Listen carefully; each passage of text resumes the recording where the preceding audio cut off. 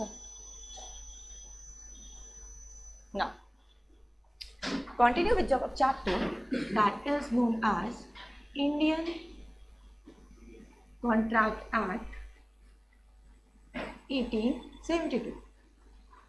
ये हमारा contract act चल रहा था, जिसमें हमने नॉर्मल, अब सिंपल समझते चलते, हम बातचीत कर रहे थे कॉन्ट्रैक्ट की बातचीत कर रहे थे, और ये भी जान लिया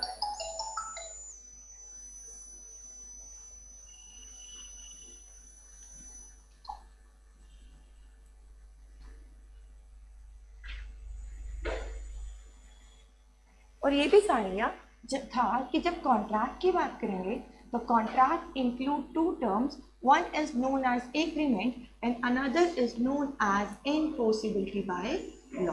मतलब सारी स्टेटमेंट्स जो होगी वो एग्रीमेंट होगी। हम कहते हैं ना, कॉन्ट्रैक्ट करने के लिए कितने लोग चाहिए? कितने लोग? 2 ही लोग चाहिए। कोई अपने आप तो व्यापार करेगा नहीं, कम से कम कितने लोग चाहिए? आंसर इज 2 पीपल्स चाहिए, जिसमें से एक पर्सन कॉन्ट्रैक्ट की स्टार्टिंग किससे करेगा? क्या मेरे घर खरीदोगे? क्या मेरी बाइक खरीदोगे? क्या मेरे गोडाउन से राइस परचेज करोगे? तो मैं क्या कर रही हूँ? ऑफर। और सामने वाले पर्सन उस ऑफर को पसंद आया तो ऑफर को क्या करेगा? हाँ मैं आपका घर खरीदूंगा, हाँ मैं आपकी बाइक खरीदूंगा, हाँ मैं आपके गोदाम से राइस परचेज करूंगा। तो कहने का मतलब क्या है? ऑफर प्लस एक्सेप्टेंस मिल जाता है। तो ध्यान से समझना, लॉ ने बताया ऑफर जब एक्सेप्टेंस मिल जाता है वो क्या बन जाता है? और ये ऐसा वैसा प्रॉमिस नहीं है, ये ऐसा प्रॉमिस है कि जो वादा किया है वो निभाना ही पड़ेगा, नहीं निभाया तो कोर्ट में जाना ही पड़ेगा। याद रखना, ये वो प्रॉमिस नहीं है कि एक बार किया तो मुकर जाओ। ये वो प्रॉमिस नहीं है कि हाँ भाई प्रॉमिस तो बनते ही टूटने के लिए होते हैं, कहते हैं ना वादा तो करा ही जाता है तोड़ने के लिए। लेकिन लॉ ने सिखाया ये कॉन्सेप्ट इस प्रॉमिस पे अप्लाई मत करना, तो अगर ये अप्लाई किया तो बेटा कोर्ट बैठा है तुम्हारे लिए। तो हम फिर यहाँ पे क्वेश्चन एक और उठता है कि प्रॉमिस तो बोल के ही किया है ना, कौन सा लिख के किया है? तो लॉ ने कहा ये जो प्रॉमिसेस होते हैं ना, बोलकर भी हो सकते हैं और लिखकर भी हो सकते हैं। बस बात इतनी है, जो बोलने वाले प्रॉमिस होते हैं उसे प्रूफ करना टफ पड़ जाता है। It's better to have everything in writing. That's why हम जब एग्रीमेंट की डेफिनेशन पढ़ रहे थे ना, तो हमने उसमें एक टर्म इंक्लूड की थी, एवरी प्रॉमिस और सेट ऑफ प्रॉमिस। ठीक है, जब एग्रीमेंट की डेफिनेशन पढ़ाई गई थी ना, तो उसमें यही कहा था एक प्रॉमिस, सेट ऑफ प्रॉमिस, और वो प्रॉमिस एक दूसरे के लिए आदान प्रदान क्रिएट करे, तो हम कहते हैं दोनों के बीच क्या हो गया? एग्रीमेंट। तो एग्रीमेंट का मतलब क्या? Promise. And promise can be oral as well as in writing, या ये कहूँ agreement may be oral as well as in writing. तो ये बात उठ के आई थी। अच्छा अब ध्यान से देखना, ऑफर एक्सेप्टेंस मिला तो प्रॉमिस बनती है, और यही पार्टी प्रॉमिस करने के बाद क्या बन जाती है? Answer is promiser. और यही पार्टी प्रॉमिस एक्सेप्ट करने के बाद क्या बन जाती है? Answer is promisee. तो ये समझना, ऑफर को प्रॉमिसर बना दिया और एक्सेप्ट करने के बाद वो पर्सन क्या बन गया? प्रॉमिस। ठीक है, और प्रॉमिसर और प्रॉमिसी को समझाया गया है इन सेक्शन 2 क्लॉज। ठीक है, तो ये बात को समझ के चलना। चलो ये बात तो हमारे थोड़ा प्रीवियस क्लास तक को हमने समझ लिया, जहाँ पे हमने कॉन्ट्रैक्ट को इस तरीके से डिवाइड किया था। और हम कहते हैं ऑफर एक्सेप्टेंस होता है, प्रॉमिस मिल जाता है, तो जनरली कहते हैं वो कौन से टाइप का कॉन्ट्रैक्ट हो गया? Answer is valid contract. अब क्या सारे कॉन्ट्रैक्ट हमेशा सही होते हैं? कुछ कॉन्ट्रैक्ट गलत भी होते हैं, कुछ खराब भी हो जाते हैं, कुछ बेकार भी हो जाते हैं, और इसी टाइप को समझाया गया next topic known as classification of contract। तो बस अब शुरू कर रहे हैं अपना टॉपिक आज से, that is known as classification of contract, जिसमें कहा अगर कॉन्ट्रैक्ट बिल्कुल सही नेचर के हैं तो वो कॉन्ट्रैक्ट क्या हो जाएंगे? सही है तो वैलिड। वैलिड मतलब जो बिल्कुल सही है। किसके द्वारा सही किए जा रहे हैं? तुम और मैं डिसाइड नहीं कर रहे सही है या गलत है, कौन डिसाइड कर रहा है? लॉ। ठीक है, तो एक बात आती है। चलो, एक कॉन्ट्रैक्ट कुछ ऐसे नेचर के होते हैं, हम कहते हैं कॉन्ट्रैक्ट में 2 पार्टीज होती है, और जिसमें से एक पार्टी खुश है और एक पार्टी परेशान है। एक्चुअली नहीं रो रही, लेकिन दिल तो रो रहा है। तो लॉ ने कहा ऐसी सिचुएशन जहाँ पे एक खुश एक परेशान, वो कॉन्ट्रैक्ट कौन से नेचर का हो गया? Answer is voidable contract. Terms को समझो, एक कॉन्ट्रैक्ट वैलिड नेचर का जो बिल्कुल सही, एक कॉन्ट्रैक्ट जिसमें पार्टी ऐसी और एक में ऐसी, तो दैट कॉन्ट्रैक्ट कौन से नेचर के हो गए? Voidable contract. तो वॉइडेबल कॉन्ट्रैक्ट, ये पार्टी परेशान क्यों है? तो लॉ ने बताया हो सकता है इसके साथ फ्रॉड हुआ हो सकता है इसके साथ अनड्यू इन्फ्लुएंस हुआ हो, बिल्कुल, हो सकता है इसके साथ कोर्शन हुआ हो, या हो सकता है इसके साथ मिस रिप्रेजेंटेशन की बात की गई। ओके, क्या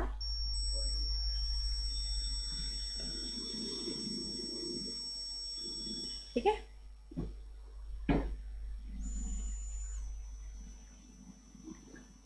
मैं देख लूंगी, ठीक है। तो that is to be term known as voidable contract. तो ध्यान से समझना, एक कॉन्ट्रैक्ट बिल्कुल सही नेचर का होता है, एक कॉन्ट्रैक्ट वॉइडेबल नेचर का होता है जहाँ पे वन और मोर पार्टीज खुश नहीं होती। क्यों? मे बी ये कारण हो, धोखा दिया, किसी ने अपनी पोजीशन का फायदा उठाया, किसी ने डराया धमकाया, नोन एज कोर्शन, और किसी ने कुछ ऐसी बात कर दी जो सही नहीं थी लेकिन मैंने मान लिया वो बिल्कुल सही। तो answer is fraud literally says धोखा, undue influence literally says dominant position का फायदा उठाना, मैं ये बोलूँगी डोमिनेंट पोजीशन। डोमिनेंट मतलब मैं बड़ी तुम छोटे, अब मैं तुम्हारा फायदा उठाऊंगी, तो टर्म क्या हुई? Undue influence. कोर्शन, इसमें कहती हूँ डराना धमकाना, डराना धमकाना, the term is known as coercion. और मिस रिप्रेजेंटेशन का लिटरली मीन कि मेरी मंशा नहीं होती धोखा देने की, लेकिन स्टिल कुछ टर्म ऐसी हो जाती हैं जहाँ पार्टीज के साथ क्या हो जाता है। बस ध्यान रखना, फ्रॉड की अगर मैं बात कहूँ तो फ्रॉड इंटेंशनली होता है, हालांकि आगे पढ़ाने वाली हूँ, और जो मिस रिप्रेजेंटेशन है वो अनइंटेंशनली होता है, मतलब ये जानबूझकर किया जाता है और ये जानबूझकर नहीं किया जाता। ठीक है, तो इसीलिए एक दूसरी टर्म उठ के आगे वॉइडेबल कॉन्ट्रैक्ट। फटाफट लिख लो, फिर आगे समझाती हूँ।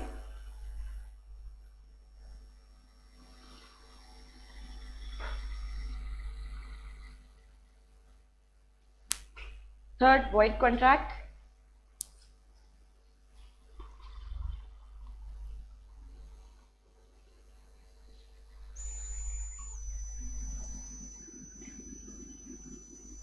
थर्ड की बात करें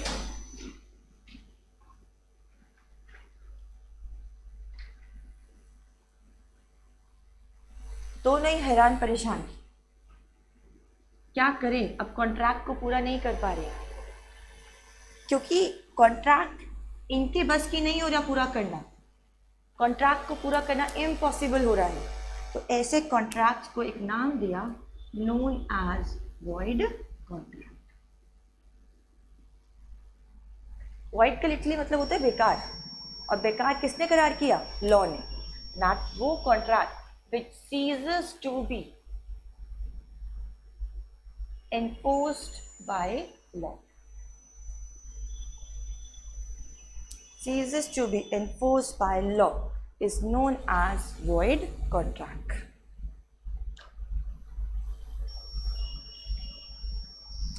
याद हो गया अच्छे से? अब बढ़िया से, बढ़िया से। The term to be known as void contract.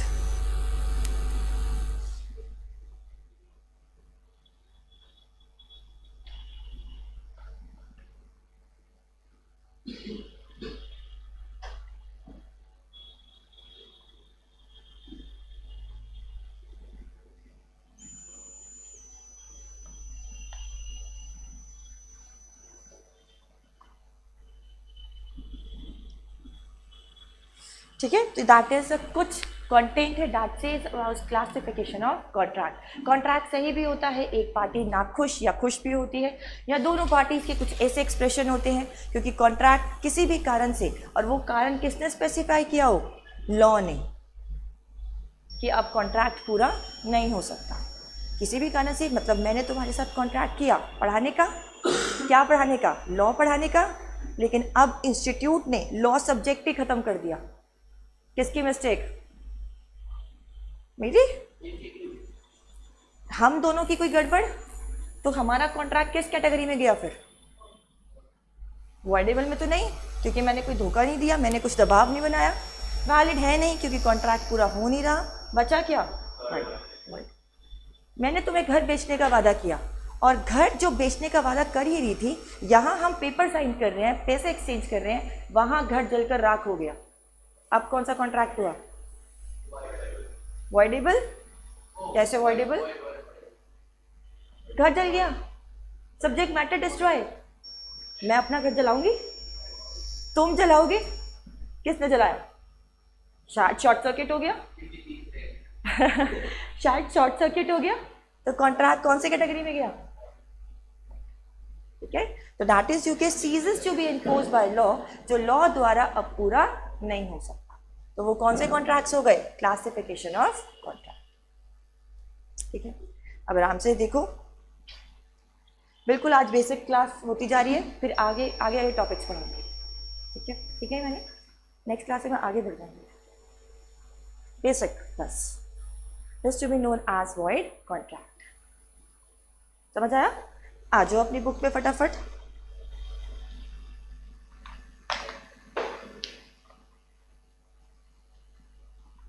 तो देखो, अकॉर्डिंग टू वैलिडिटी, तो कहा कॉन्ट्रैक्ट वॉइड भी वैलिड तो है ही, तो वैलिड का मतलब क्या? Agreement plus enforceability by law. दूसरा वॉइडेबल कॉन्ट्रैक्ट, तो कहा an agreement which is enforceable by law, underline this line, at the option of one or more parties but not the option of other party.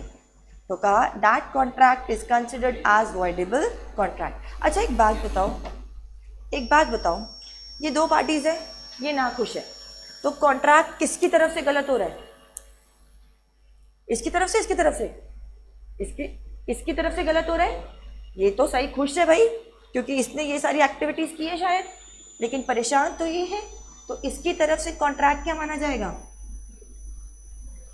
ठीक है, at the option of such party contract is considered as voidable. ठीक है,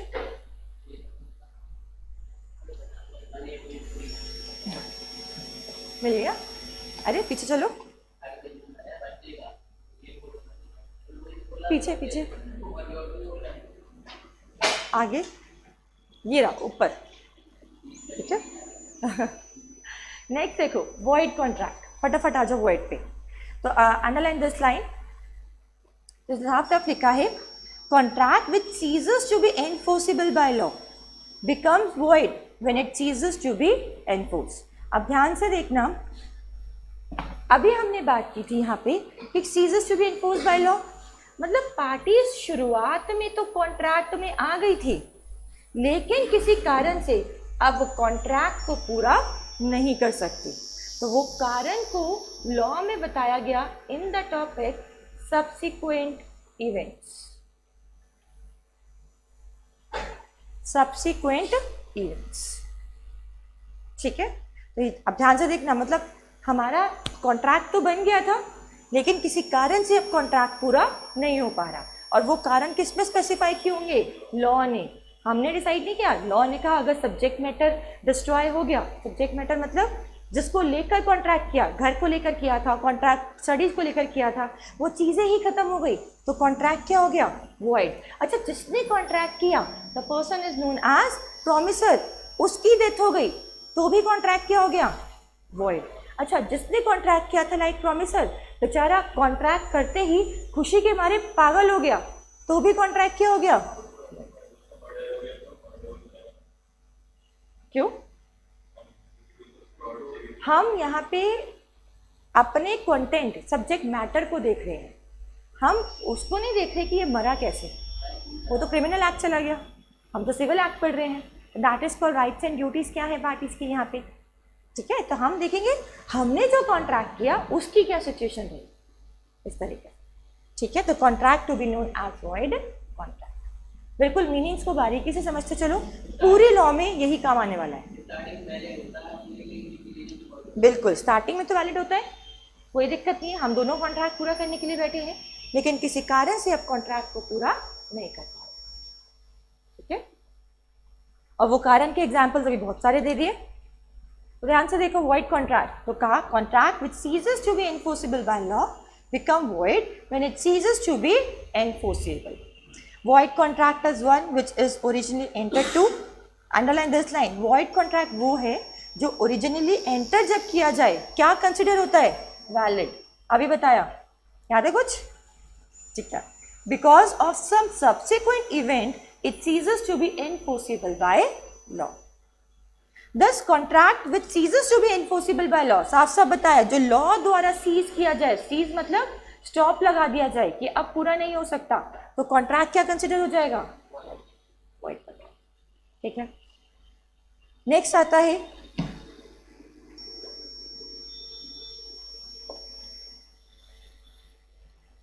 अच्छा, ये सब हो गया।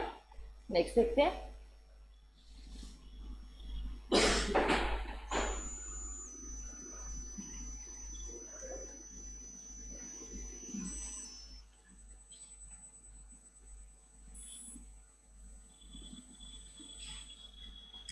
Now अब देखो third fourth one to be called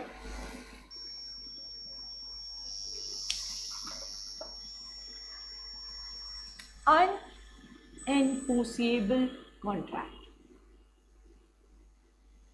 अब ध्यान से देखना, नाम पे जाओ।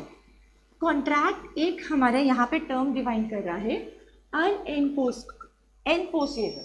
एनफोर्सेबल का मतलब क्या होता है कि प्रभाव बनाया जा सकता है, किसके द्वारा, लॉ द्वारा।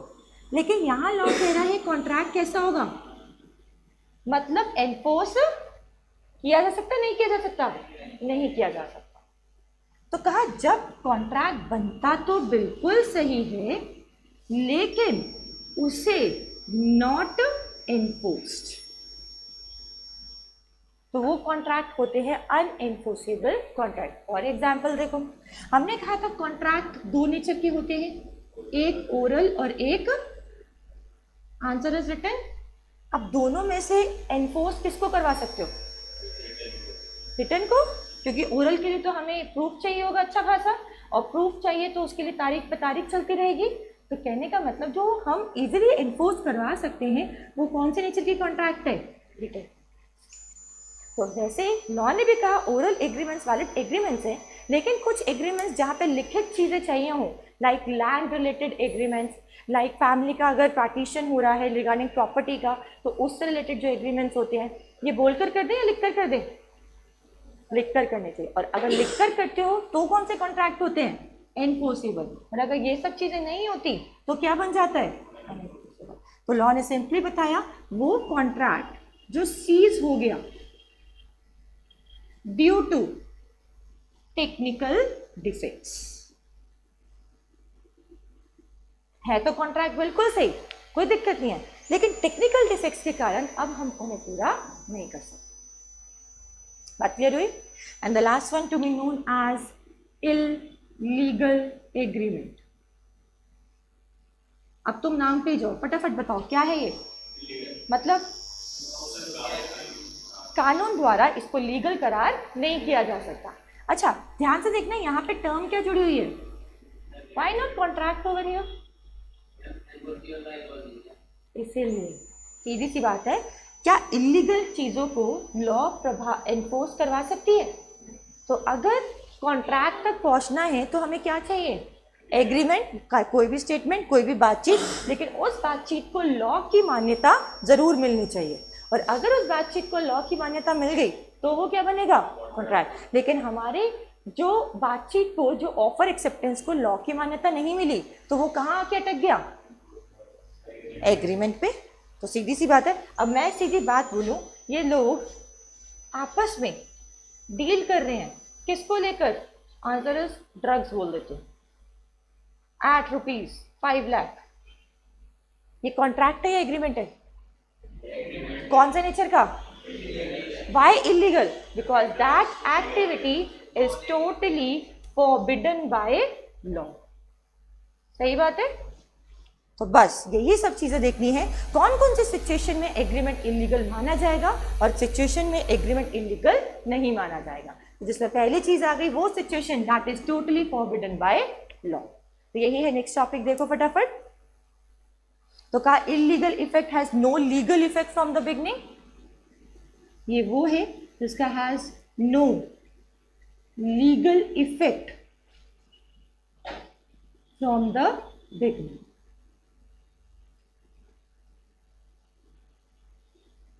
Has no legal effect from the beginning.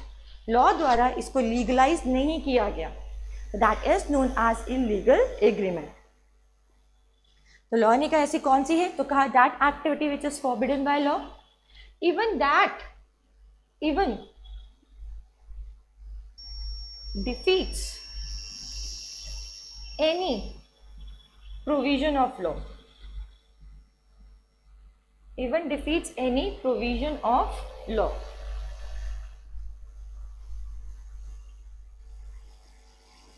Fraudulent nature का हो, अगर हमारी मनचाही है फ्रॉड करना, फ्रॉड्यूलेंट एक्टिविटीज में इन्वॉल्व होना, तो वो भी अपने आप में कॉन्ट्रैक्ट इलीगल कहलाया जाएगा। अपार्ट फ्रॉम दैट, इंजरी, नुकसान पहुंचा रहे हैं किसी भी पर्सन को या प्रॉपर्टी को, तो भी कॉन्ट्रैक्ट क्या माना जाएगा? कहते हैं ना पकड़ पैसे, जा उसको कूट करा और साथ साथ घर के शीशे भी तोड़ कर आई हो। तो लॉ ने क्या बोला? ये कौन से एग्रीमेंट है? मतलब तुम कूट भी आए, शीशे भी तोड़ाए, तो क्या उससे बोलोगे ला भाई पैसे दे? चलो उसने पैसे नहीं भी दिए तो क्या कोर्ट में जाओगे? क्योंकि कोर्ट क्या बोलेगा? जज साहब पहले तो तू आ जा मेरे पास, क्योंकि कॉन्ट्रैक्ट क्या है? ठीक है। तो लॉ हमें यही बता रहा है कौन सी चीज़ों को लॉ की एनफोर्स मिलेगी और कौन सी को लॉ की एनफोर्समेंट नहीं मिलेगी। जिसमें इलीगल की बात उठ के आई सामने, और जहां पे कोर्ट को लगे, court regard it immoral or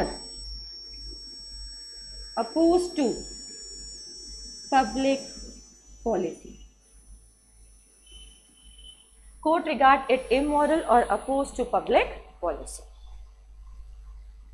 जहां पे कोर्ट को लगे कि वो चीज मोरालिटी के अगेंस्ट है या अपोज है, मतलब पब्लिक जनहित में ऐसे कॉन्ट्रैक्ट बनते हैं जो हमारे पब्लिक के लिए अच्छी नहीं है, तो वो भी क्या है? Oppose to public policy. ठीक है। अब जैसे सिंपल सी बात, ये सारी चीज़ें जहाँ पे फॉरबिडन बाय लॉ हो या लॉ के किसी प्रोविजन को डिफीट करे, फ्रॉडुलेंट नेचर के हो, इंजरी टू पर्सन हो, court regard immoral oppose to public policy, तो वो सारे कॉन्ट्रैक्ट्स कौन से नेचर के माने जाएंगे? इलीगल। तो कॉन्ट्रैक्ट ना कहकर इनको हम क्या बोल लेंगे? एग्रीमेंट्स। ठीक है। एक चीज उठ के सामने आई।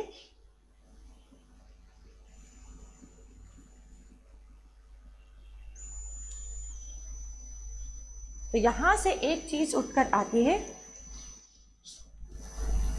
All illegal agreement are void agreement, but all void agreement are not illegal। बताओ yes और no। void का मतलब क्या बताया था? जो बेकार है, जो लॉ द्वारा सीज हो गए हैं। तो हमने कहा अब एक बात बताओ, ए बी को 50 लाख दे रहा है, किस लिए? कि मिसेस बी को डिवोर्स दे दो। क्या कॉन्ट्रैक्ट सही है? क्या ऐसे एग्रीमेंट वैलिड होने चाहिए? बिल्कुल नहीं, क्योंकि दैट एग्रीमेंट इमोरल है, पब्लिक पॉलिसी के अगेंस्ट है। कोई ये थोड़ी ना है डिवोर्स लो, पैसे ले लेके डिवोर्स करते चलो। अच्छा, दो कपल अपने चाइल्ड को दूसरे कपल को दे रहे और उनसे पर मंथ 50,000 ले रहे हैं। इट इज गुड और बैड? मतलब अपनी बच्ची को किसी और कपल को देना और ये कहना कि अभी तुम्हारा बच्चा है लेकिन पर मंथ हम तुमसे पैसे लेते रहेंगे, ये कौन से कॉन्ट्रैक्ट्स हैं? तो मैं सिंपल कहूंगी वो कॉन्ट्रैक्ट दैट इज इमोरल और पब्लिक पॉलिसी के अगेंस्ट है। तो वो सारी चीजें क्या है अपने आप में इलीगल, और जो चीज इलीगल है लॉ ने उनको क्या बोल दिया? बेकार। लेकिन जो बेकार है वो सब इलीगल है। फॉर एग्जाम्पल अभी बोला था मैंने इससे घर बेचने का वादा किया था, बिल्कुल घर हम बेच ही रही थी, बातचीत कर रही थी, लेकिन वहाँ पे शॉर्ट सर्किट हुआ और घर जलकर राख हो गया। तो मेरा एग्रीमेंट इलीगल हुआ या वॉइड हुआ? वॉइड हुआ। तो यहाँ पे साथ साथ यही कही कि जितने भी वॉइड एग्रीमेंट्स हैं वो इलीगल नहीं है, लेकिन जितने भी इलीगल हैं वो सब क्या है? ठीक है, ध्यान रखना इस बात को। That is to be known as the classifications of agreements.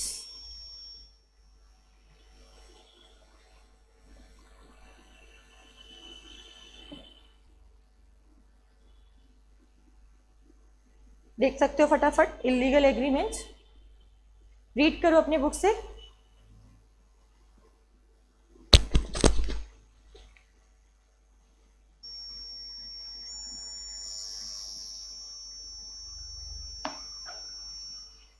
तो अनफोर्सेबल कॉन्ट्रैक्ट, इलीगल एग्रीमेंट्स,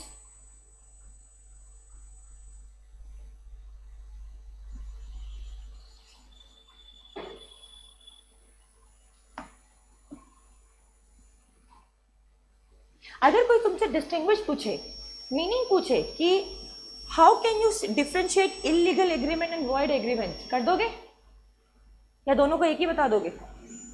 नहीं, क्योंकि ध्यान रखना इलीगल एग्रीमेंट्स आर वो agreements which is has no legal effect from the beginning. शुरुआत से ही उसका लॉ द्वारा कोई लीगल इफेक्ट नहीं है। लेकिन क्या वॉइड एग्रीमेंट में ऐसा है?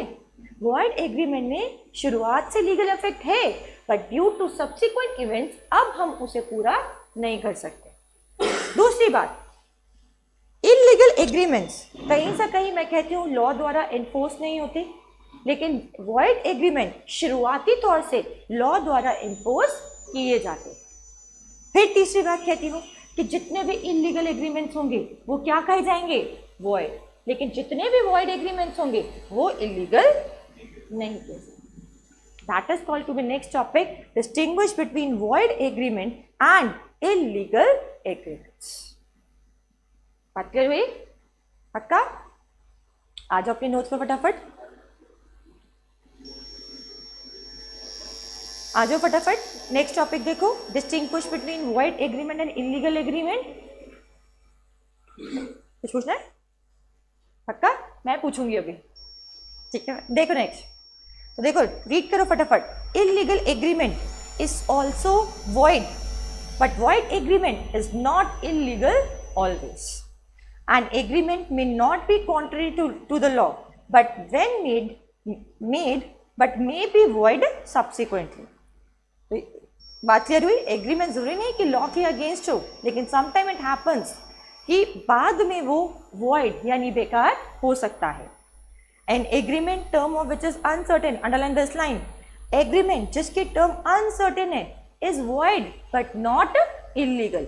अच्छा मैं पूछती हूँ तुमसे, हाँ तुमसे पूछती हूँ, क्या मुझसे ऑयल परचेज करोगे at rupees 5,000? Would you like to purchase oil from me? Exactly। तो कहने का मतलब है तुम परचेज करोगे ऑयल 5,000 रुपये में, जितना तुम चाहो उतना ले लो। क्या कॉन्ट्रैक्ट वैलिड है? आंसर है बिल्कुल नहीं, क्योंकि कॉन्ट्रैक्ट कहता है कि कॉन्ट्रैक्ट से पहले ऑफर करो, और ऑफर में सबसे पहले होनी चाहिए सर्टेनिटी। ध्यान देना, तो ऑफर में सबसे मेन टर्म होता है डेफिनेट एंड सर्टेनिटी। सर्टेनिटी का मतलब स्पेसिफाई करो कौन सा टाइप का oil, mustard oil, coconut oil, olive oil, कौन से ऑयल की बात कर रहे हो? तो आंसर है जब मैंने टाइप ही स्पेसिफाई नहीं किया तो मेरा कॉन्ट्रैक्ट क्या इलीगल है या वॉइड है? क्या इलीगल बोलोगे? नहीं। तो ये चीज़ यहाँ पे बोल रहा है।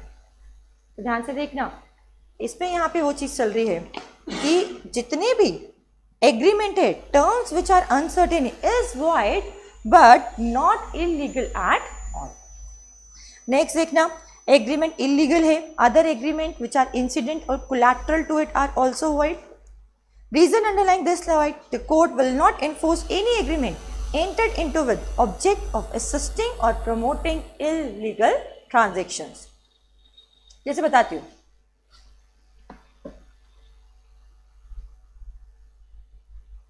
अच्छा एक बात बताना, चलो पूछती हूँ फटाफट इसी के बाद। क्या एक्स ने और वाई ने दोनों के बीच बेटिंग हुई, समझ गए, शर्त लगी जिसमें बेचारा जो वाई है, सॉरी, वो हार गया,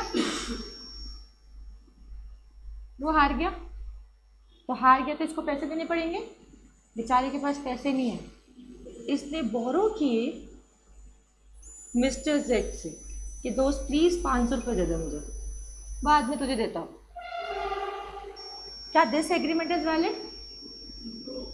क्या दिस एग्रीमेंट इज वैलिड? बताओ। इसने बोरो किए इसलिए कि उसे पैसे देगा। क्वेश्चन तुमसे, क्या दिस एग्रीमेंट इज वैलिड? क्या दिस एग्रीमेंट इज वैलिड? क्या बैटिंग वैलिड करती? क्या सट्टा लगाना बैटिंग है? ये बैटिंग नहीं है, ये बैटिंग है, सट्टा लगाना। क्या ये वैलिड है या ये वैलिड है या दोनों वैलिड है या दोनों इलीगल है? यही तो क्वेश्चन है। दोनों अवॉइड होंगे। इस बेचारे की क्या गलती? बिल्कुल सही बात है, इलीगल को प्रमोट करना। अब आ जाओ जरा नेक्स्ट अपना पढ़ना,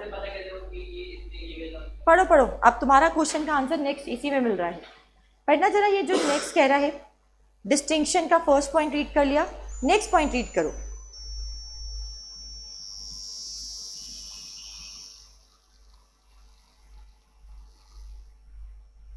When agreement is illegal, other agreement which are incidental or collateral to it are also void। देखना, अगर एग्रीमेंट इलीगल है, इलीगल का मतलब क्या? अगर मैं यहाँ बेटिंग की जगह ड्रग्स लिख देती तो क्या एग्रीमेंट बन जाता है? ये आंसर इज इलीगल। अब ये तब, अब इसको पैसे देने थे, इसके पास पैसे नहीं होते तो इससे बोरो करता, तो हम कहते ये इलीगल एग्रीमेंट है। तो इससे रिलेटेड जो दूसरे एग्रीमेंट्स बनेंगे ना, कोलैटरल एग्रीमेंट्स बनेंगे, वो भी क्या करार किए जाएंगे?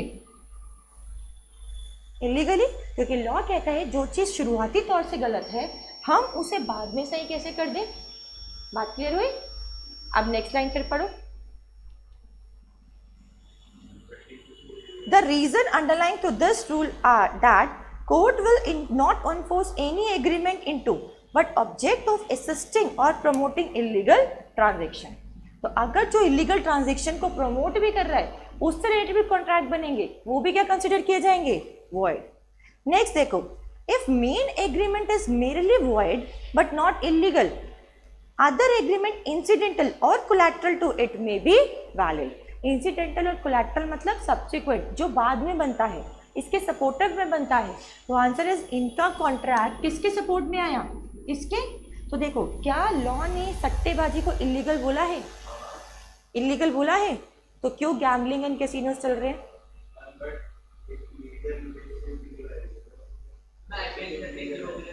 हाँ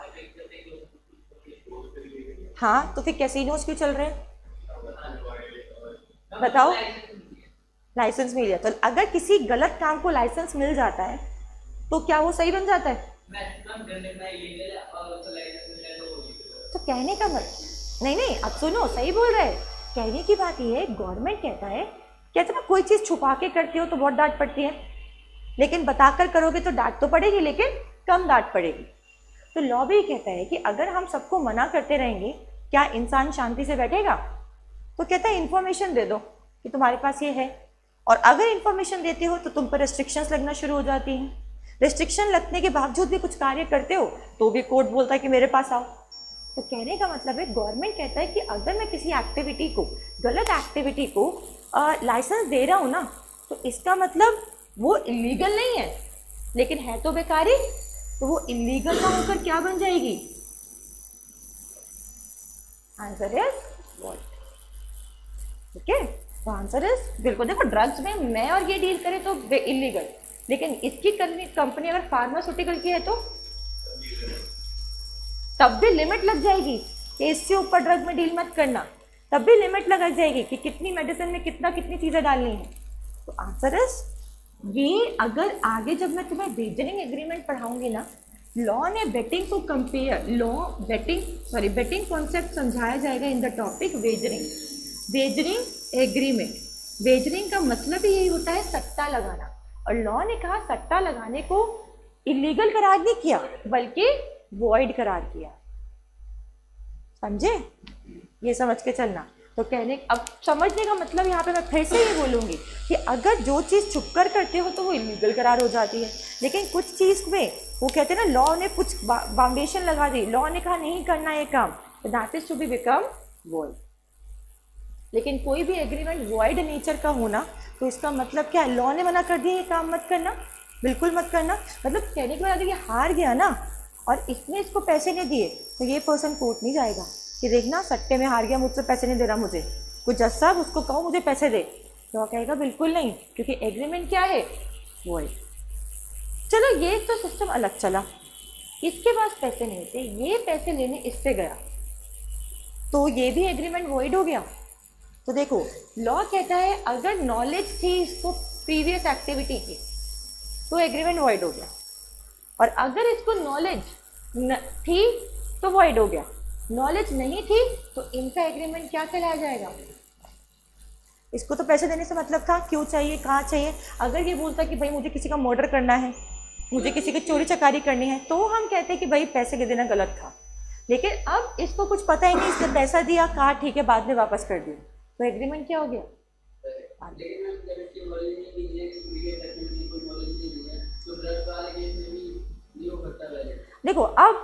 देखो लॉ कहता है, ध्यान से देखना, अब लॉ कहता है कि ना लॉ हमेशा इनोसेंट पीपल की हेल्प करता है, जो जानबूझ के एक्टिविटीज में इन्वॉल्व होते हैं लॉ उनकी हेल्प नहीं करता।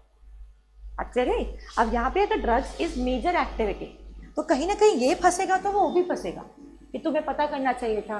तो लॉ कहता है कि पहले किसी एक्टिविटी का ड्यू डिलिजेंस करो। ड्यू डिलिजेंस मतलब पता लगाओ, लेकिन तुमने पता लगाया लेकिन फिर भी सच्चाई की पता नहीं चला तुम्हें, तो उसमें तुम्हारी गलती नहीं। लेकिन तुम लेजी में बैठे रह गए कि छोड़ ना, दोस्त है दे देगा पैसा, अब पता नहीं उसने कहाँ पैसा लगाया, तो लॉ तुम्हें भी पकड़ेगा। बिल्कुल। तो यहाँ पे एक बात ये आती है कि इनोसेंस की लॉ जरूर हेल्प करता है, तभी तो बार बार पूछते हैं जब जज साहब लास्ट में सजा सुनाने जा रहे होते हैं, तुम्हें अपने बचाव में कुछ कहना है, तुम्हारी कोई आखिरी ख्वाहिश, तुम कुछ कहना चाहते हो, तो ये क्यों कोर्ट ऐसे बोलता है? तो ये सिंपली बातें यही होती है कि लॉ हमेशा इनोसेंस की हेल्प करता है कि कहीं जो बेचारा बेकसूर है उसको सजा ना मिल जाए, तो इसलिए लॉ भी ऐसे प्रोटेक्ट लेके चलता है। लेकिन एक मेजर टर्म बता दी कि अगर इलीगल एग्रीमेंट को के साथ साथ दूसरा कोई एग्रीमेंट बनाया तो वो भी क्या करार किया जाएगा? वॉइड। वॉइड, क्योंकि सारे इलीगल एग्रीमेंट्स क्या होते हैं? वॉइड। लेकिन अगर कोई एग्रीमेंट वॉइड नेचर का है, सोचो उससे रिलेटेड दूसरा कोई एग्रीमेंट बनाया, तो वो वॉइड हो भी सकता है और नहीं भी हो सकता, ये ध्यान रखना। लेकिन इलीगल मेरा मेन एग्रीमेंट था, उससे रिलेटेड जितने भी एग्रीमेंट बनाऊंगी सारे क्या होंगे? इलीगल, यानी वॉइड। लेकिन जो वॉइड एग्रीमेंट बनाऊंगी उसको लेकर जो सपोर्टिव में, कोलैटरल में जो एग्रीमेंट बनेंगे वो मे और मे नॉट बी इलीगल, हो भी सकते हैं और नहीं भी हो सकते। बात क्लियर हुई? समझ आए? That's why they said all illegal agreements are void, but all void agreements may or may not be illegal. या सीधा को are not illegal. तो यही कह रहा है यहाँ पे distinguish between this.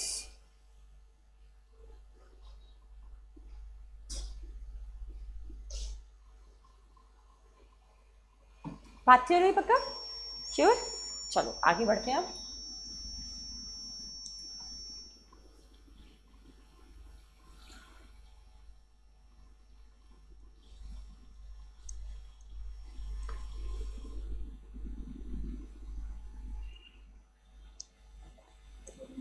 Now next,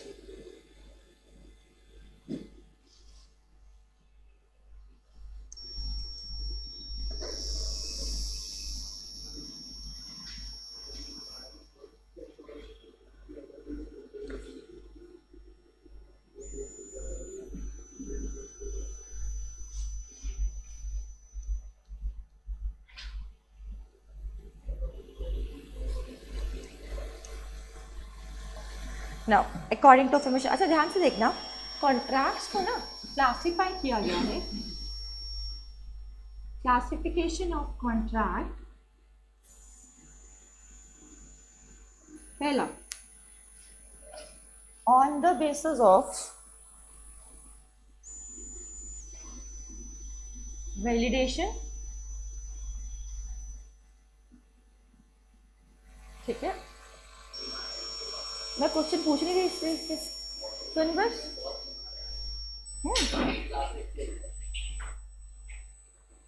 चलो चलो, according to, on the basis of validation, according to formation और अकॉर्डिंग टू ऑब्लिगेशन। ऑब्लिगेशन, ठीक है, जिसमें से वैलिडेशन वाला पॉइंट हमने पढ़ लिया, formation as well as obligation. Validation में हमने जान लिया वैलिड भी होता है, वॉइड भी है, वॉइडेबल, अनएनफोर्सेबल, बिल्कुल सही, enforceable. Apart from that last one illegal. बात कर हुई। अब आते हैं next, that is called according to formation. अच्छा ध्यान से देखना, जब दो पार्टीज, ये कॉन्ट्रैक्ट दो से ज़्यादा भी करती है, लेकिन जब दो पार्टीज कॉन्ट्रैक्ट बाकायदा बोलकर करे, बाय वर्ड्स और स्पोकन, या लिखकर करे, तो लॉ ने बताया ये कौन से नेचर का कॉन्ट्रैक्ट है? Express contract. Express contract.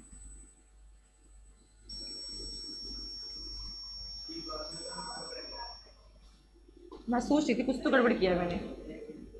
Express contract, ठीक है, मैं जस्ट सोच तो रही थी कुछ गड़बड़ किया मैंने।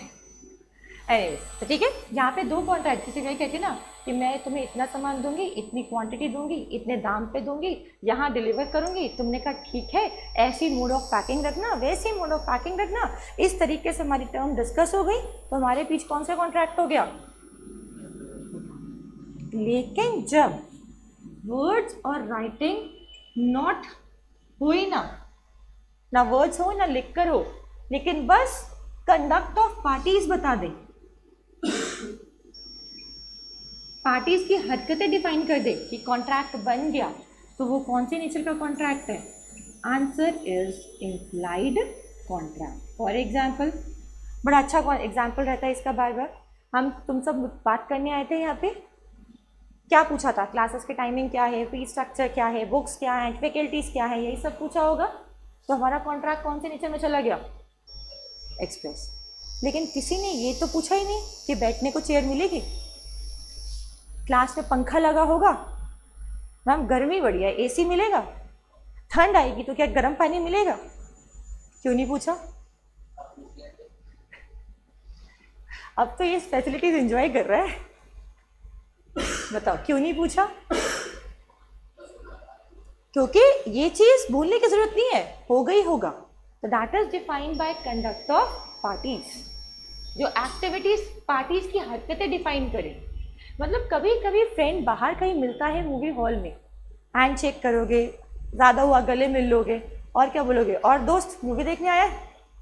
बोलेगा नहीं नहीं, यहाँ तो फुटबॉल मैच देखने आया हूँ मैं। तो कुछ बातें ऐसी होती है ना जो बोलने की जरूरत नहीं पड़ती, हमें पता है ऐसा हो गई होगा। तो ऐसे नेचर के कॉन्ट्रैक्ट कौन से कॉन्ट्रैक्ट होते हैं? इम्प्लाइड कॉन्ट्रैक्ट, ठीक है। तो इम्प्लाइड कॉन्ट्रैक्ट जहाँ पे वर्ड स्पोकन रिटन कुछ नहीं होता, कंडक्ट ऑफ पार्टीज डिफाइन करती हैं कि वो चीज़ क्या होगी। तो ऐसे कौन से कॉन्ट्रैक्ट हो गए?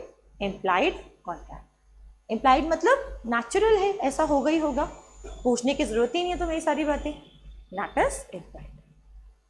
ठीक है, आ जाओ फटाफट अपने बुक में, दो चीजें पढ़ लेते हैं।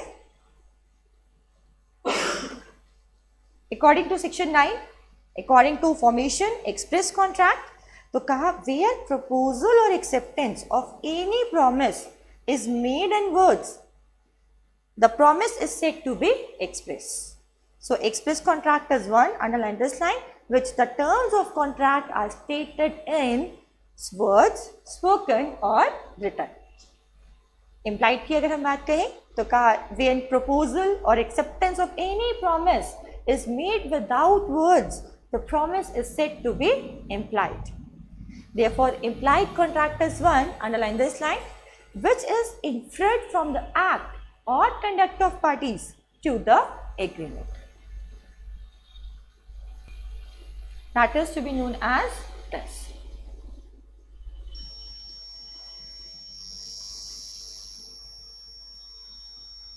अच्छा, अब ध्यान से देखना, ऐसा ही थोड़ा और कॉन्ट्रैक्ट इम्प्लाइड से ही दो मोड्स के उठकर आए कॉन्ट्रैक्ट। वन, जहां फैक्ट के थ्रू पता चले कि कॉन्ट्रैक्ट क्या है, और जहां पे इन्फ्रेड ऑफ द पार्टीज के थ्रू पता चले। ध्यान से देखना, अब आराम से सुना। इम्प्लाइड कॉन्ट्रैक्ट दो तरीके से, दो मोड बताए गए हैं जहाँ पे फैक्ट डिस्कस हो कि हाँ वाकई ऐसा हुआ, और जहाँ पे कहीं ना कहीं मैं कहती हूँ हरकतें डिफाइन करें।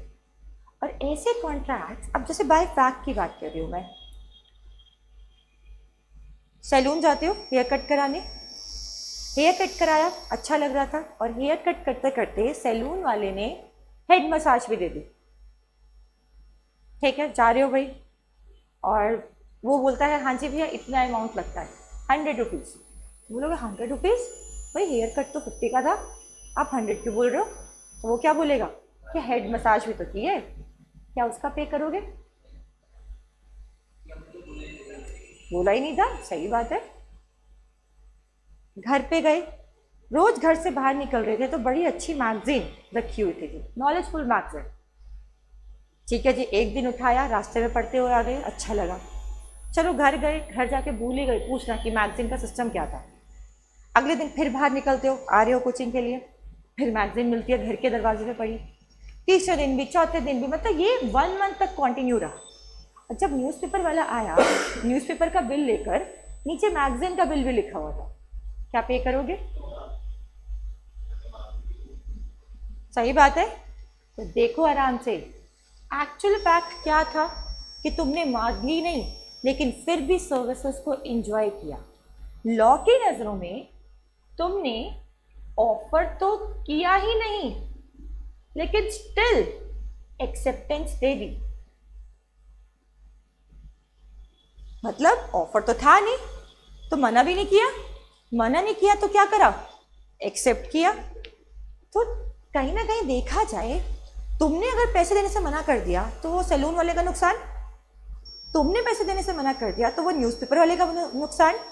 तो क्या लॉ ऐसे नुकसानफुल एक्टिविटीज को प्रमोट करेगा? क्योंकि एक इंसान रोता हुआ, एक इंसान हंसता हुआ, जो हंस रहा है उसने सर्विसेज भी एंजॉय कर ली और पेमेंट भी नहीं की, तो क्या लॉ ऐसी एक्टिविटीज को प्रमोट करेगा? आंसर इज, एक मंशा सोची जाए, नहीं करेगा। तो इसलिए लॉ ने कहा अगर कुछ ऐसी एक्टिविटी में इन्वॉल्व हुई कि जहां ऑफर नहीं है लेकिन फिर भी एक्सेप्टेंस हो गई, तो ऐसे नेचर की एक्टिविटीज को बोला जाएगा क्वाजी कॉन्ट्रैक्ट। ठीक है, क्वाजी का लिटरली मतलब होता है पार्टली, पार्शियली। देखा जाए ये कॉन्ट्रैक्ट नहीं है लेकिन देखा जाए वैसे कॉन्ट्रैक्ट लग रहा है, लेकिन कॉन्ट्रैक्ट क्यों नहीं है? क्योंकि कॉन्ट्रैक्ट की शुरुआत किससे होगी? ऑफर से, लेकिन यहाँ तो ऑफर हुआ ही नहीं, तो that is why we can say partly contract. और लॉ की नज़रों में जहाँ पे ऑफर नहीं होता, एक्सेप्टेंस होती है, तो इसको हम not a contract at all, not a contract at all. ये कॉन्ट्रैक्ट नहीं है क्योंकि ऑफर नहीं है, एक्सेप्टेंस ओनली है, तो ये वाली बात खराब हो रही है। लेकिन लॉ कह रहा है तुमने सर्विसेज एंजॉय की, सामने वाले का नुकसान किया, तो हम इसको आधा कॉन्ट्रैक्ट जरूर, that is to be known as quasi contract. Which says, ध्यान से देखना, quasi contract says about no one can enjoy at the expense of other. तुम दूसरों के बेनिफिट पे, दूसरों के खर्चों पे एंजॉय नहीं कर सकते। तो अब कोई बोला कुछ और कोई पार्टी एक्स्ट्रा देना, तो पहले पूछ लेना कि फ्री में दे रहा है या पैसे चार्ज करेगा, क्योंकि उसको प्रोटेक्ट कौन कर रहा है, क्वाजी कॉन्ट्रैक्ट। बात क्लियर हुई? क्या कह रहे हो? बोलेंगे, क्योंकि ये लॉ क्या कह रहा है, क्वाजी कॉन्ट्रैक्ट। नहीं, जितना सर्विसेज एंजॉय किया वो सारा देना पड़ेगा। तो रोका क्यों नहीं? हाँ, तो मजे के पैसे पे करो।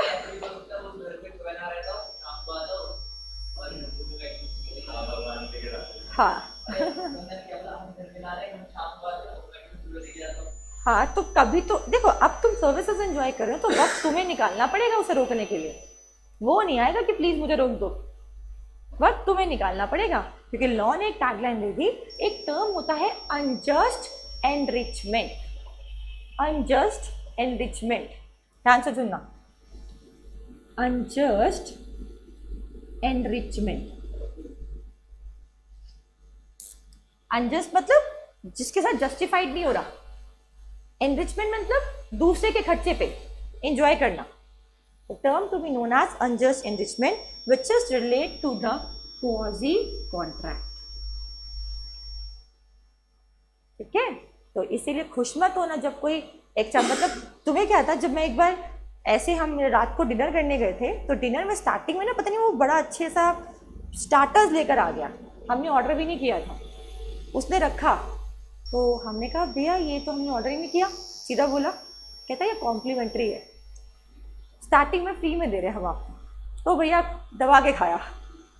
लेकिन पता चलता वो अपनी मर्जी से रख किया, हमने रोका भी नहीं और बिल में जुड़कर आ गया, तब कहोगे कि भैया ऑर्डर ही नहीं किया था। लॉ कहता है अगर तुम्हें कोई सर्विसेज एक्स्ट्रा मिल रही है तुम्हारे बिना कहे, जस्ट आस्क कॉम्प्लीमेंट्री है या चार्ज करोगे, शर्माना मत, क्योंकि जो फ्री में बांट रहा है ना उसको कहीं ना कहीं इन सब का पता होगा, क्योंकि नुकसान में तो तुम ही रहने वाले हो, वो तो रहेगा नहीं। That's it. That is known as quasi contract. अच्छा देखो, इम्प्लाइड में क्या था, इम्प्लाइड का अब यहाँ से क्लियर हुआ कि जो चीज़ बोलने की जरूरत नहीं है, हमें पता है ऐसा होगा ही होगा, तो that is known as by fact के थ्रू डिस्कस किया क्वाजी कॉन्ट्रैक्ट। वन इज जहाँ पार्टीज के इंटरेस्ट मतलब कंडक्शन के थ्रू पता चलता है, and that is known as tacit contract. Tacit का मतलब लिटरली मतलब होता है साइलेंट, चुप रहकर। Best example ATM machine. ATM machine के पास जाते हो, पिन कोड डालते हो, अमाउंट लिखते हो, ओके प्रेस करते हो, पैसा निकल कर आ जाता है। एटीएम ने तुम्हारा कहना क्यों माना? अच्छा, एटीएम से तुम्हारे कहे अनुसार पैसे नहीं आते तो कंप्लेन तो करते हो, आवाज़ तो उठाते हो। तो जहाँ पे कॉन्ट्रैक्ट तुमने एक्सप्रेस नहीं किया या प्लीज़ एटीएम मशीन मुझे पैसे दे दे, तुमने ऐसा कुछ नहीं बोला, लेकिन zone time you enter the ATM block implied है, हम समझ गए तुम वहाँ पे पैसे लेने आए हो, लेकिन जिसके साथ कॉन्ट्रैक्ट कर रहे हो वो बिल्कुल चुप है, तो वो कौन से नेचर का कॉन्ट्रैक्ट हुआ? इसका बेस्ट एग्जाम्पल रहता है एटीएम, ऑटोमेटिक टेलर मशीन। बिल्कुल एटीएम के साथ कहीं ना कहीं एटीएम से तुम कॉन्ट्रैक्ट कर रहे हो तो इनडायरेक्टली बैंक के साथ कॉन्ट्रैक्ट हो रहा है, लेकिन बैंक का पर्सन तुम्हें आकर बोल रहा है कि प्लीज लीजिए पैसा, नहीं, जो बीच का मीडिएटर है एटीएम वो चुप रहकर सारे कॉन्ट्रैक्ट निभा रहा है, तो वो कौन सा कॉन्ट्रैक्ट हुए? ठीक है, तो जहाँ पे एक पर्सन ऐसा इन्वॉल्व हो रहा है जिसे पता है तुम्हारी मंशा क्या है, लेकिन वो चुपचाप बिना कुछ कहे तुम्हारी एक्टिविटीज तुम्हारी मंशा के अकॉर्डिंग सारे काम को पूरा कर रहा है। ठीक है, तो that is to be known as tacit contract. अच्छे रे कर लो, अब रीड करो फटाफट टर्म्स को। क्वाजी कॉन्ट्रैक्ट, आराम से पढ़ते हैं क्वाजी कॉन्ट्रैक्ट। तो quasi contract, underline this line, क्या क्वाजी को हम कॉन्ट्रैक्ट बोलेंगे? अभी बताया बिल्कुल नहीं, बिकॉज कॉन्ट्रैक्ट के लिए शुरुआती क्या चाहिए, ऑफर, और यहाँ ऑफर की बात तो होती ही नहीं। तो कहा quasi contract is not a contract at all. For a valid contract there must be offer and acceptance, but underline this line, in case of quasi contract there is no offer and acceptance. Law create, अब यहाँ पे ध्यान से देखना, हमने कहा दो parties contract में आती हैं तो दोनों एक दूसरे को अपने लिए बाधित करती हैं। बाधित मतलब तू मेरा कहना मान, मैं तेरा कहना मानूंगी। तो हम कहते हैं दोनों पार्टीज में ऑब्लिगेशन क्रिएट हो रही है। ऑब्लिगेशन का लिटरली मीनिंग होता है रिस्पॉन्सिबिलिटी, जो कहा उसे पूरा करने की अब रिस्पॉन्सिबल है तुम दोनों। तो हम कहते हैं दोनों बाइंडिंग, लॉ की नज़रों में दोनों बाइंडिंग कॉन्ट्रैक्ट में आ रहे हैं। बाइंडिंग मतलब जो एक दूसरे को बाधित कर रहे हैं। अब यहाँ पे ऑफर तो है ही नहीं, बेचारा एक्सेप्ट करने वाला परेशान, जिसने जबरदस्ती फैसिलिटीज चिपकाई वो खुश। तो इसको हम कॉन्ट्रैक्ट मानेंगे? आंसर इज नहीं, क्योंकि ऑफर तो हुआ ही नहीं। तो अब यहाँ पे फिर भी कॉन्ट्रैक्ट को पूरा करना पड़ेगा, because here law create obligation. यहाँ पे रिस्पॉन्सिबिलिटी ये दोनों मिलकर निभाएंगे, वहां ऑब्लिगेशन कौन पूरी करने को बोलेगा? लॉ। बात क्लियर हुई? तो अगर तुम सोचो कि एक्स्ट्रा सर्विसेज लेकर भाग जाएंगे तो तुम्हें पकड़ने वाला कौन है? लॉ। अब भाग पाओगे यही फिर वो नहीं, वो तुम्हें जबरदस्ती दे रहा है तो कोई गलती नहीं है। तो देखो फटाफट, ठीक है। But in case of quasi-contract, there is no offer and acceptance. Law create this type of contract. ठीक है? Underline this line. This is based upon equity principle. That person shall not be allowed to benefit himself unjustly at the expense of another. ठीक है? Under quasi-contract, law creates obligation. Example: if A delivered some goods by mistake to B. ए ने गलती से mistake दिया, गलती से, अब मतलब मेरा सामान गलती से तुम्हारे पास पहुंच गया। अमेज़न वालों ने पहुंचाना था मेरे घर, पहुंचा दिया तुम्हारे घर। पकड़ के एंजॉय पक्का। चलो पिज़्ज़ा हट वालों ने पहुंचाना था पिज़्ज़ा मेरे घर, पहुंच गया तुम्हारे घर। फटाफट खोला, खाया, खत्म। ठीक है, मैं आती हूँ, पैसे दो, दोगे? मेरे को लगा पापा ने ऑर्डर किया है। अच्छा, लॉ क्या बोल रहा है? No one is allowed to enjoy at the expense of other person. तो गलती से भी अगर कुछ ऐसा डिलीवर हो जाए ना, प्लीज मत खाना। एक्स्ट्रा दे दिया तो बात अलग है, लेकिन वही बात है, तुम्हारे लिए एक्स्ट्रा था या जिसने ऑर्डर किया उसके लिए? हाँ, तो फिर तुमने ऑर्डर किया था तो फिर तो यही कहा, A deliver some goods by mistake to B, लेकिन वो थे सी के लिए। तो लॉ ने इम्प्लाई किया कॉन्ट्रैक्ट और ऑब्लिगेशन किसके पार्ट पे? बी के पार्ट पे, to return that goods to A. Law तुम्हें ना एक तरीके से लॉयल्टी सिखा रही है, ठीक है? तो मानो। हाँ next, tacit contract. Underline this line, word tacit mean silent. Tacit contract वो है जो इनफ्रेट मतलब शुरुआत होती है from conduct of parties without any words spoken or written. Classic example of tacit contract would be when cash is withdrawn by customer of a bank from ATM, automatic teller machine.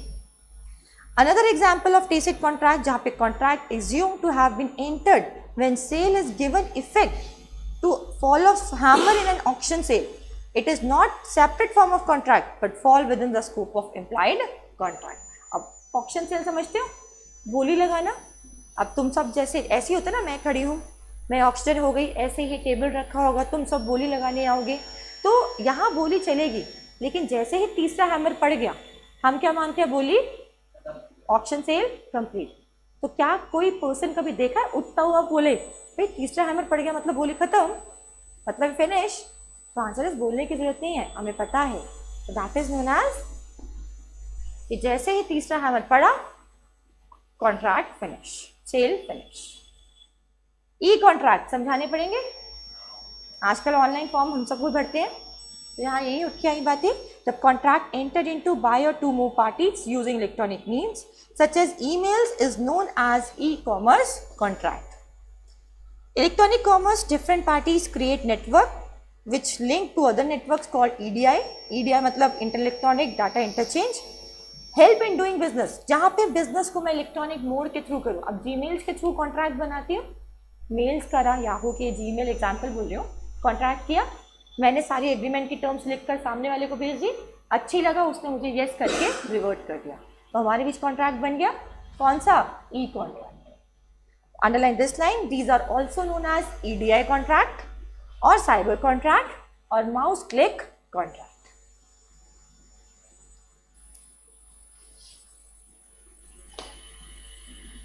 ठीक है, next देखते हैं।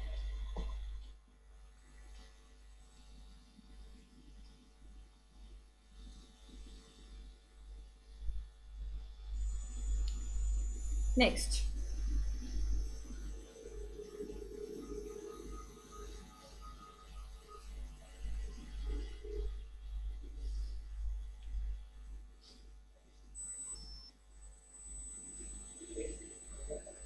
अच्छा, ये लिखा नहीं बेटा? हाँ लिखो लिखो, फटाफट लिखो, सॉरी उधर बेटा दो।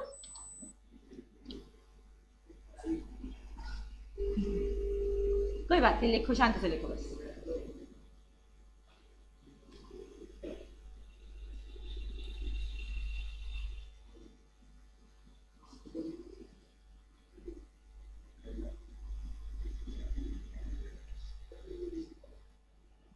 Now next, according to obligation,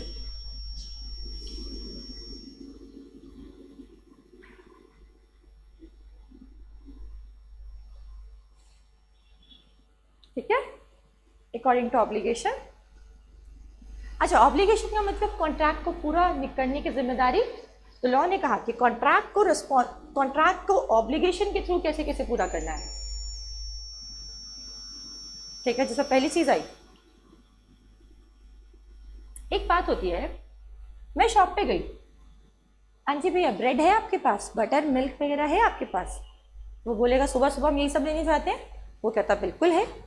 तो सेलर ने मुझे ब्रेड प्रोवाइड की और मैंने उसे ब्रेड की पेमेंट कर दी। मैंने ऑफर किया ब्रेड है, वो कहता बिल्कुल है। उसने मुझे सामान दिया, मैंने उसे पैसे दिए, कॉन्ट्रैक्ट पूरा। तो जहां पे बोथ पार्टीज बिल्कुल fulfil there obligation, fulfil there obligation, इसको मैं बोलती हूं नोन एज एग्जीक्यूटेड कॉन्ट्रैक्ट।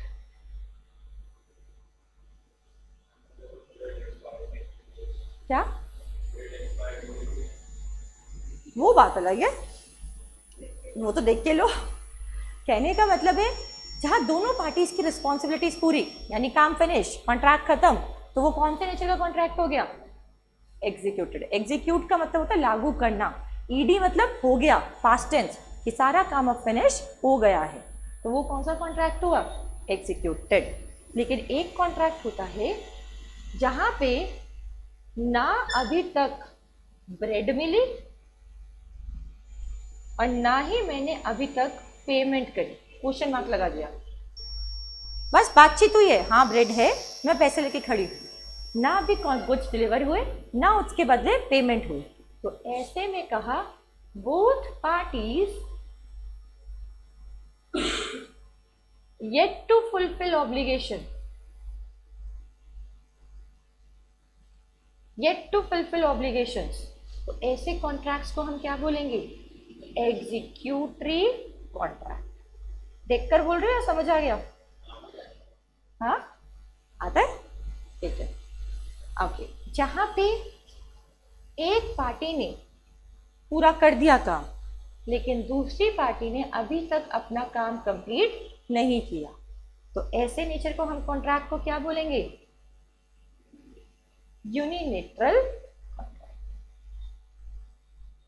ठीक है, यानी मान लो ब्रेड मिल गई, पैसे नहीं दिए, या पैसे दे दिए ब्रेड पे नहीं हुई, तो यूनी मतलब सिंगल, एक पार्टी ने काम कर दिया और एक पार्टी ने काम नहीं किया, that is known as unilateral contract. और दूसरा, जहां पे दोनों पार्टीज ने अपनी अपनी ऑब्लिगेशंस पूरी नहीं की, तो दैट इज आउटस्टैंडिंग ऑब्लिगेशन।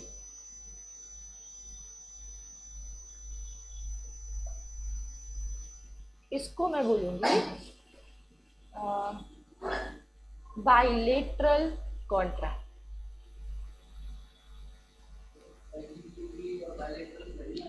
हाँ बिल्कुल, bilateral also known as executory contract. Okay, that is called according to formation. तो देख लो फटाफट, अकॉर्डिंग टू फॉर्मेशन, ऑब्लिगेशन।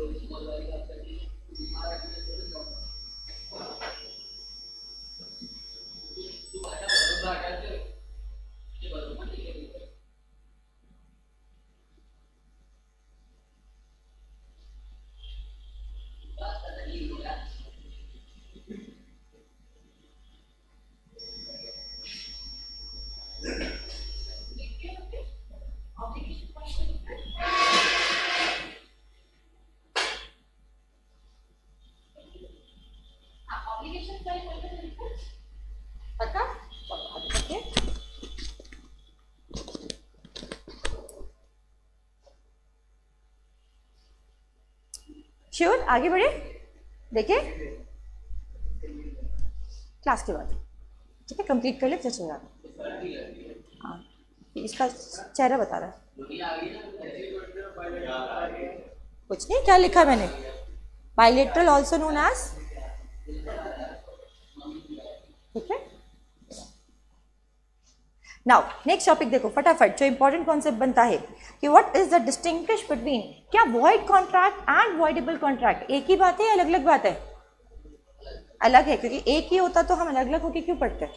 अगर वॉइड की बात करें तो वॉइड में cease to be enforce by law, तो यहाँ लिखा है ना ceases to be enforce by law become void when it ceases to be enforceable. Voidable की बात करें, ये एग्रीमेंट है which is enforceable by law at the option of, जब लॉ अब मेरे साथ गलत हुआ तो मेरी तरफ से कॉन्ट्रैक्ट क्या हो जाएगा, बेकार, दैट इज, हाँ चाहे तो, that is to be known as voidable. मैं चाहती हूँ कि उसको सजा पहुंचाऊँ, उसको साथ भी कुछ वैसे ही करो जैसे उसने मेरे साथ किया, फ्रॉड की बातचीत हुई, अंडर इन्फ्लुएंस की बातचीत हुई, कोर्शन, डराने धमकाने की बात हुई, तो मेरी तरफ से कॉन्ट्रैक्ट क्या हो जाएगा, वॉइडेबल। तो कोर्ट भी मेरी बात को समझेगा, सुनेगा और मेरी तरफ से कॉन्ट्रैक्ट क्या कर देगा, वॉइडेबल। तो यहाँ पे भी यही कहा, एग्रीमेंट जो इन्फोर्स में है by law at the option of one or more parties thereto, but not at the option of others party. So that is to be known as voidable contract. खत्म किए जा सकते हैं, कुछ कारण होना चाहिए, क्योंकि हम सब जानते हैं कॉन्ट्रैक्ट अदर देन वॉइड, जैसे सब्जेक्ट मैटर डिस्ट्रॉय नहीं हुआ, और यू कैन से किसी प्रॉमिसर की डेथ नहीं हुई, लॉ ने कोई लॉ चेंज नहीं किया, इनको छोड़कर कोई भी मैटर्स हुए तो उन सब मैटर्स किस में डिस्कस होंगे, वॉइडेबल। वॉइड की बात करें तो कहा कॉन्ट्रैक्ट वॉइड हो सकता है due to change in law या सर्कमस्टांसेस में बियॉन्ड द कंटेम्पलेशन, कंटेम्पलेशन मतलब beyond the control of parties, जो हमारे बस में नहीं है। क्या लॉ को कंट्रोल करना हमारे बस में है? अभी मैं बातचीत कर रही हूँ, पता नहीं इंस्टीट्यूट में क्या नोटिफिकेशन आ जाए, कुछ भी हो सकता है। तो हमारी अगर कुछ ऐसे नोटिफिकेशन आ जाए जो हमारी आज क्लास को बेकार कर दे, तो वो क्या कॉन्ट्रैक्ट हो जाएगा, वॉइड या वॉइडेबल? तो वॉइडेबल में ये कहा if the consent of party was not free.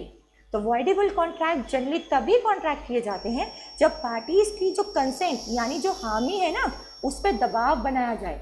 Like fraud में धोखा देने की मंशा थी तो मेरे को क्लियर पिक्चर नहीं दिखाई, डोमिनेंट पोजीशन का यूज किया सो दैट दूसरे वाले पर्सन का फायदा उठा सके, डराया धमकाया, कंसेंट मतलब दिमाग पे कंट्रोल किया, नहीं आ रही वो, that is to be known as consent was not free.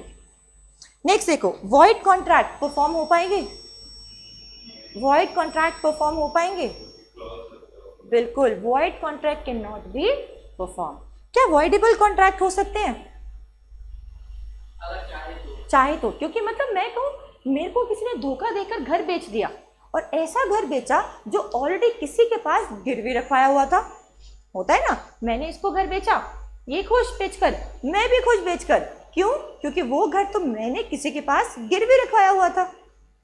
अब उस घर पे असली राइट मेरा है या उसका है? उसका होगा, लेकिन मैंने घर इसको बेच दिया ये कहकर कि मेरा है, तो इसके साथ क्या हुआ, फ्रॉड हुआ। अब फ्रॉड हुआ तो दो केस, या तो मैं इसको पैसे वापस करूं और जिससे पैसे लिए थे और घर गिरवी रखवाया था उसे पैसे वापस करूं, या दूसरा केस ये मुझे एनफोर्स कर सकता है कि इसको उसी पोजीशन पे लेकर आओ जो ये है अभी, मतलब ये मुझे एनफोर्स करेगा कि फटाफट उसके पैसे आप पे करो। तो मतलब वॉइडेबल कॉन्ट्रैक्ट, वॉइड कॉन्ट्रैक्ट तो बिल्कुल खत्म, लेकिन वॉइडेबल पूरा हो भी सकता है और नहीं भी हो सकता। बात कर रहे।